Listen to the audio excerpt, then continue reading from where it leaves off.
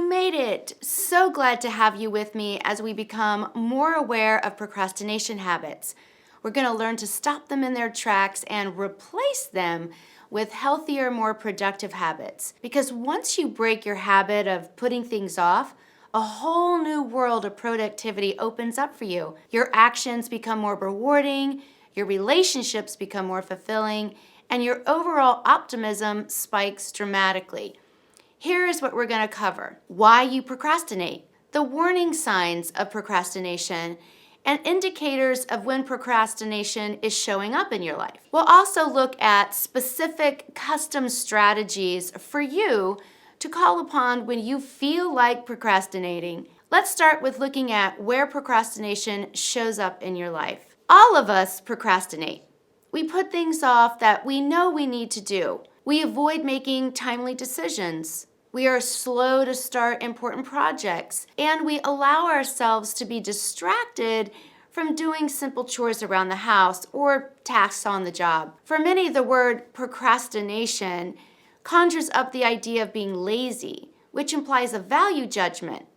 If you procrastinate, you're doing a bad thing. But this isn't always the case. As you begin this lesson, keep in mind that the kind of procrastination you want to avoid is the kind that keeps you from living a richer, fuller life. Delaying taking out the trash probably won't impact your life in a significant way, but delaying making an important business or medical decision could have greater implications. If procrastination is keeping you from doing something you really want and desire, then that kind of procrastination can turn into a monkey that needs to be tamed. Have you ever had to deal with someone who left things to the last minute, creating unnecessary pressure on you? In the past, have you found lots of reasons to not start a difficult task? Do you feel that you work best at the last minute when the pressure is really on? Or have you had difficulty accomplishing important tasks when you experience too many interruptions? Or have you ever felt just too tired to start something new? We'll also take a look at how you feel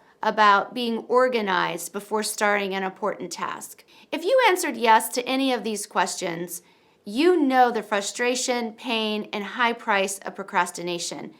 And to make matters worse, each time you procrastinate, it gets easier to do it again. That's why procrastination has been called the tomorrow mentality. Are you a tomorrow person?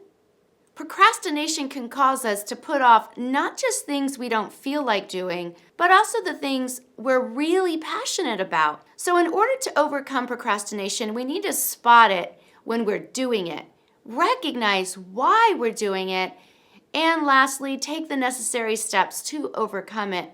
But one word of caution before we dive in. People who procrastinate tend to be self-critical. With that in mind, as you consider your own procrastination habits during this training, be gentle with yourself.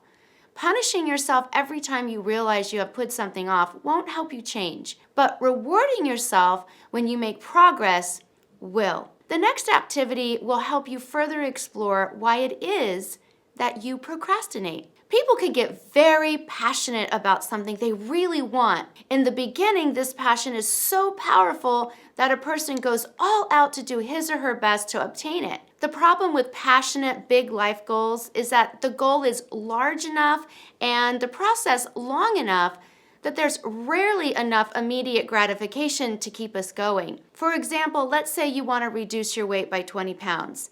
In the beginning, you drop 5 pounds right away, but then you gain 3 pounds back after a long, maybe great weekend away, and your passion dwindles. You start feeling frustrated and you feel as though you haven't gotten anywhere with your goal. It feels like it is going to take too long and be too hard. You may even feel like you actually failed. The next time you think about reducing weight, you try it again and the same effort, and soon you're putting off losing weight altogether, even though it's something you really want. So, why does this happen? Let's take a few moments to explore the reasons people procrastinate, even on the important things they want for their lives. I want you to take out the worksheet, Why We Procrastinate. Read over the 5 main reasons people procrastinate that are listed on the worksheet. Then rank the reasons from 1 to 5.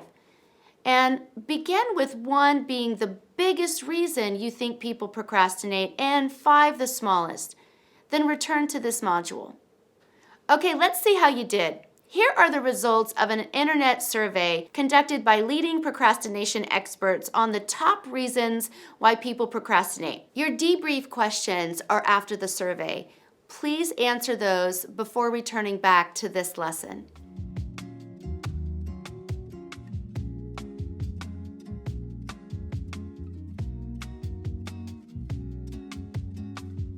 Welcome back. We avoid tasks big and small for one simple truth. We believe they will cause us some form of discomfort when we act on them.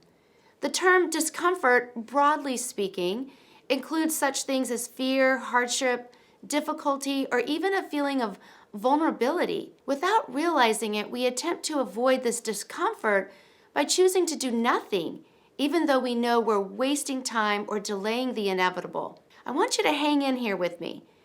The next lesson, we're going to explore the subtle signs of procrastination. And when you're ready, I'll see you there.